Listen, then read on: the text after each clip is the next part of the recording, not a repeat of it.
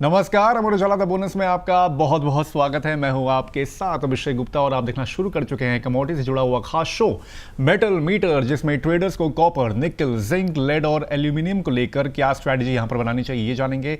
इसके अलावा किस मेटल में दांव लगाया जा सकता है और इन सब सवालों का जवाब देने के लिए आज हमारे साथ जुड़े हैं बेहद खास मेहमान, सेबी रजिस्टर्ड रिसर्च एनालिस्ट और धन के market expert Himanshu Arora. Sir आपका बहुत बहुत स्वागत है आज के शो में।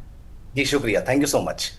चलिए शो शुरू करते हैं। उससे पहले एक बार देख लेते हैं कि मेटल पैक का क्या हाल है, सभी मेटल्स में यहाँ पर अभी क्या भाव चल रहे हैं। हालांकि मिक्स्ड थोड़ा सा यहाँ पर चीज़ें देखने को मिल रही है। जिंक जो है वो यहाँ पर फ्लैट ट्रेड होता हुआ दिख रहा है ऑलमोस्ट, लेकिन कॉपर में बढ़त देखने को मिल रही है। शुरुआत में अगर मॉर्निंग की बात करें तो इसमें हल्की सी गिरावट थी, हालांकि ये भी फ्लैट ही है। 1313 रुपये के आसपास कॉपर ट्रेड होता हुआ दिख रहा है। निकल की अगर बात करें 1678 रुपये के आसपास इसके भाव चल रहे हैं, इसमें करीब करीब 2% की गिरावट है। वहीं लेड की अगर बात करें हल्की सी तेजी इसमें देखने को मिल रही है, 204 रुपये के आसपास ये ट्रेड हो रहा है। वहीं एल्यूमिनियम की अगर बात करें तो 372 रुपए में इसके भाव यहां पर अभी फिलहाल चल रहे हैं। सर सबसे पहले कॉपर की बात यहां पर कर लेते हैं। पिछले तो हम लोग जब बात करें तो 1385 के आसपास इसके भाव थे, धीमे धीमे इसमें दबाव बनता हुआ दिख रहा है।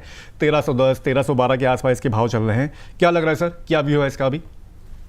जी मैं यहाँ पर थोड़े से फंडामेंटल भी डिस्कस कर लेता हूँ, लेकिन पहले मैं अपनी स्क्रीन शेयरिंग करके धन चार्ट्स पे अपने व्यूअर्स को दिखाना चाहूंगा कि यहाँ पर अगर हम पैटर्न देखें तो पैटर्न फिलहाल इस समय बहुत अच्छा नहीं बन रहा है।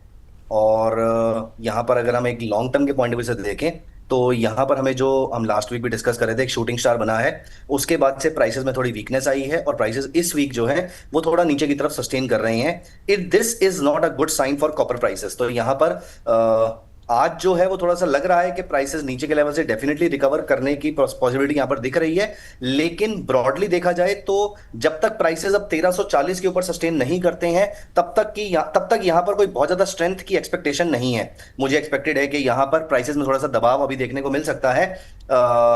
ऑल्दो फंडामेंटल्स उतने बियरिश नहीं है जितना चार्ट फिलहाल बियरिश दिख रहा है, लेकिन फंडामेंटल्स की न्यूज मेरी एक्सपेक्टेशन है कि वो बाद में बिल्डअप होनी शुरू होगी। अभी तक जो टेक्निकल्स ये सजेस्ट कर रहे हैं कि 1340 1350 के ऊपर जब प्राइसेस सस्टेन करेंगे तभी यहां पर तेजी आएगी। इससे पहले प्राइसेस में कोई ज्यादा तेजी है नहीं। तो प्राइसेस जो है मुझे आज के लिए भी और आने वाले 2 से 3 दिन के लिए भी यहां पर थोड़ी वीकनेस देखने को मिल रही है। फंडामेंटल शायद, although again I am saying कि ये बहुत बड़ा कारण नहीं है, लेकिन इन्वेंट्रीज जो है स्पेशली जो एलएमई की इन्वेंट्रीज है वो थोड़ी सी ज्यादा बढ़ रही हैं।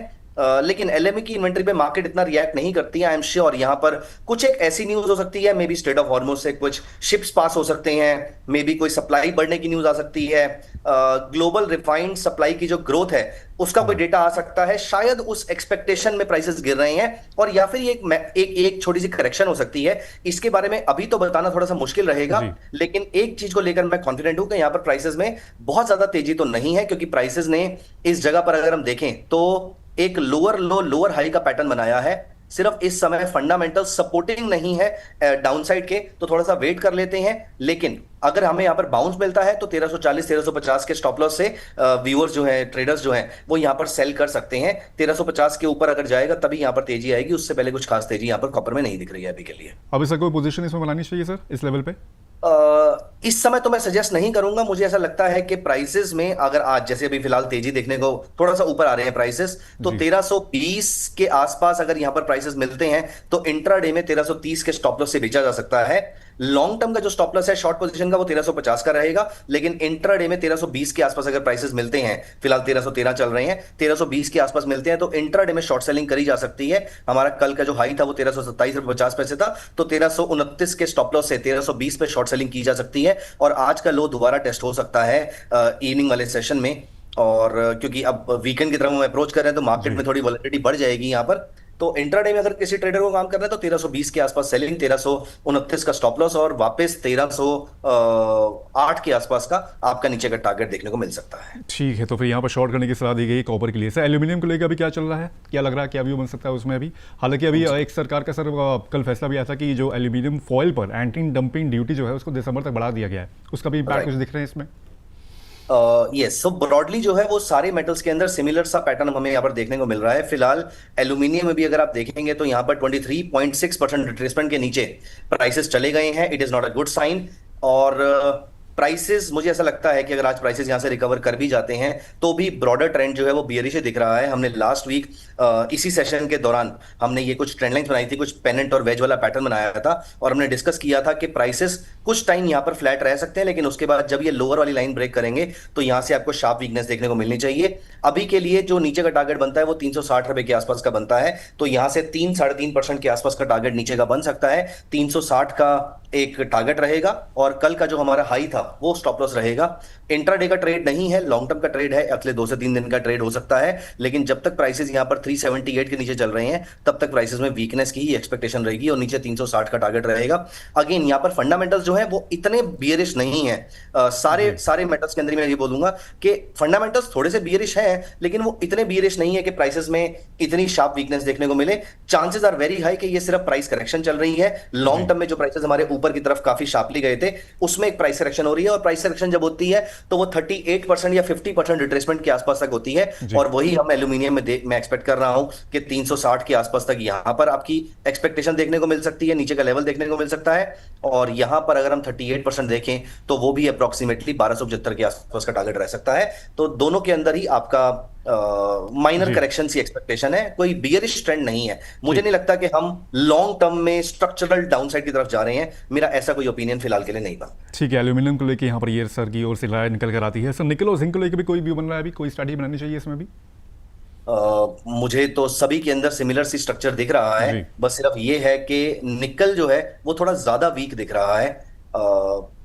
यहाँ पर निकल में जिस तरीके की डाउनसाइड आई है वो कुछ ज्यादा वीक दिख रही है, लेकिन एट द सेम टाइम निकल में यहाँ पर सपोर्ट है। निकल में मैं एक चीज यहाँ पर सजेस्ट कर सकता हूँ अपने व्यूअर को कि अगर आज के लेवल में जहां पर हम इस समय खड़े हुए हैं, अगर यहां से आपको थोड़ी सी भी स्ट्रेंथ देखने को मिलती है, जैसे कि आप यहां पर देख रहे हैं, अगर प्राइसेस 1725 के ऊपर अगर निकलने शुरू होते हैं तो 1780 तक का एक टारगेट देखने को मिल सकता है।